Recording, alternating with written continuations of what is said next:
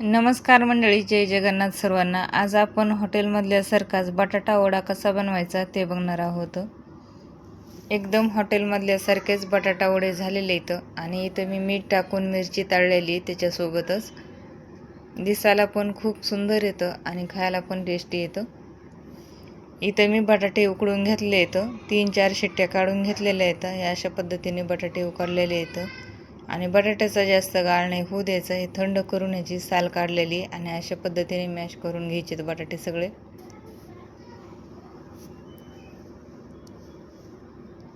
बटाटे सगळे मॅश झालेले आहेत. आता ह्याला लागणारं साहित्य काढायचे. इथं मी 7-8 हिरव्या मिरच्या, 1 इंच अद्रकीचा तुकडा, 1 चमचाभर जिरे आणि 10-12 लसणाच्या पाकळ्या घेतलेल्या आहेत. आता ह्याचं वाटण तयार करून घ्यायचे. मिक्सरच्या भांड्यामध्ये टाकून 1 चमचाभर मीठ टाकलेले आणि मिक्सरला फिरून घ्यायचे. मिक्सरला फिरून घेतले, याचं वाटण तयार करून घेतले. वाटण असं जाडसर ठेवायचे. आता इथे 1 वाटीभर तेल टाकले आणि 1 चमचाभर मोहरी टाकलेली आहे. आणि हे बनवलेलं वाटण हे तेलामध्ये परतून घ्यायचे. थोडंसं भाजून घ्यायचे. 2 ते 3 मिनटं तेलामध्ये कमी गॅसवर भाजून घ्यायचे. अशा पद्धतीने वाटणाला परतून घ्यायला लागले मी. 1 चमचाभर धना पावडर टाकलेली आहे. अर्धा चमचा हळद टाकली, थोडंसं हिंग आणि परत एकदा तेलामध्ये परतून घ्यायचे.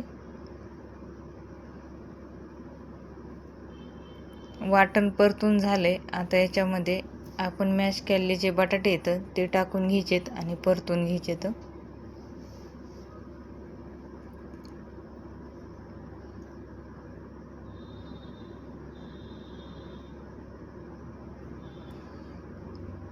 हे असे बटाटे परतून घ्यायचेत.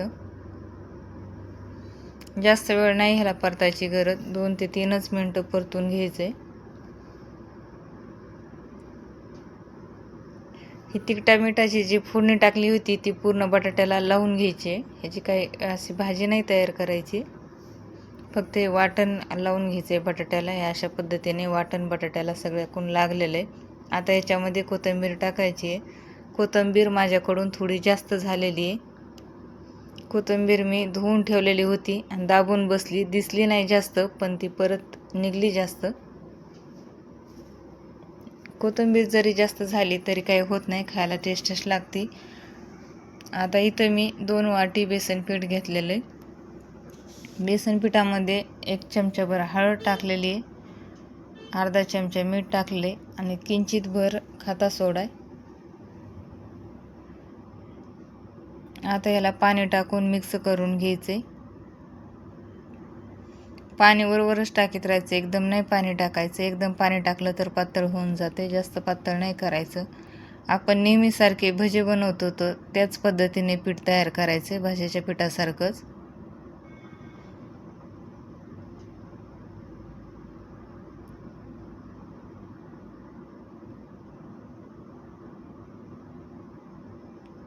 अशा पद्धतीने पीठ तयार करायचे करीतच.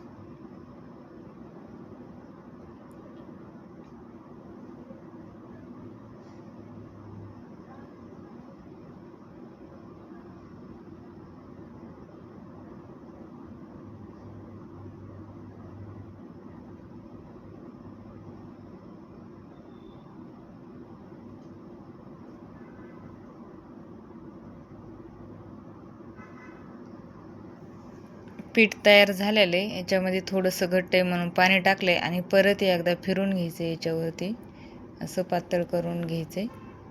पीठ तयार झालेले आणि ही भाजी पण थंड झालेली आहे.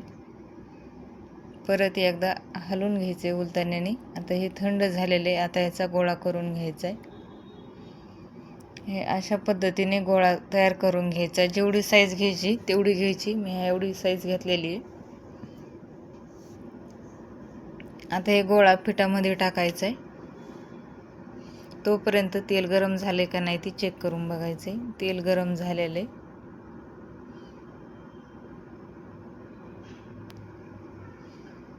ह्याच्यावरती असं पीठ टाकायचे, म्हणजे मग एकसारखं पीठ लागते सगळीकडं पिठामध्ये गोळा टाकला की. आता हे तेलामध्ये सोडायचं आहे आणि याच्यावरती थोडंसं झाऱ्याने तेल टाकून घ्यायचं आहे.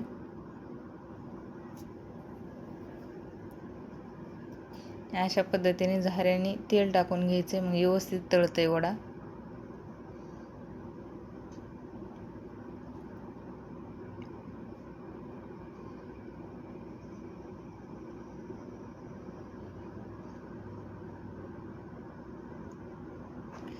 तळता वेळेस वडे कमी गॅस करूनच तळायचं. हे कमी गॅसवर वडा तळलेला आहे आणि पूर्ण तळून निघला अशा पद्धतीने. कशी वाटली रेसिपी कमेंटमध्ये नक्की सांगा. आता एक वडा आपण फोडून बघू तर मधात. हे अशा पद्धतीने झालेलं आहे. खूप छान दिसायला लागलं आहे.